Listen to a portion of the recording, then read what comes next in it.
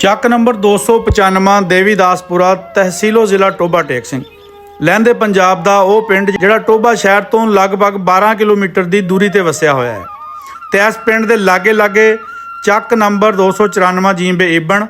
ਇਸ ਪਿੰਡ ਵਿੱਚ ਵੀ ਲੁਧਿਆਣਾ ਦੇ ਲੋਕ ਬਹੁਤ ਵੱਡੀ ਗਿਣਤੀ ਵਿੱਚ ਬੈਠੇ ਨੇ। ਚੱਕ ਨੰਬਰ 153 ਗਾਬੇ ਬਲੱਗਣ। ਇਹ ਪਿੰਡ ਬਾਕੀ ਪਿੰਡਾਂ ਨਾਲੋਂ ਹਟ ਕੇ ਗੁਗੇਰਾ ਬ੍ਰਾਂਚ ਵਿੱਚ ਆਂਦਾ ਹੈ ਤੇ ਬਾਕੀ ਨੇੜੇ ਲੱਗਦੇ ਸਾਰੇ ਪਿੰਡ ਝੰਗ ਬ੍ਰਾਂਚ ਵਿੱਚ ਆਉਂਦੇ ਨੇ। ਚੱਕ ਨੰਬਰ 291 ਜੀਂਬੇ ਗੁਮਟਾਲਾ, 321 ਜੀਂਬੇ ਸਿਓਵਾਲ, 322 ਜੀਂਬੇ ਸ਼ਹਜ਼ਾਦਾ, 292 ਜੀਂਬੇ ਸੈਦ ਮਹਿਮੂਦ, 151 ਕੈਰੋਂ, 152 ਭਿੰਡੀਆਂ, 293 ਸ਼ੇਰੋਂ, ਭੰਗਵਾ, ਜੱਗੂਵਾਲੀ 50, ਚੋਲਾ, 149 ਕੁਹਾੜਕੇ।